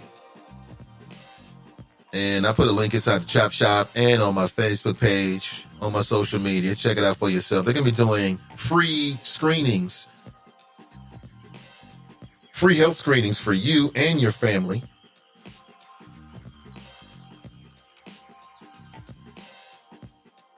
Including free mammograms, free HIV testing.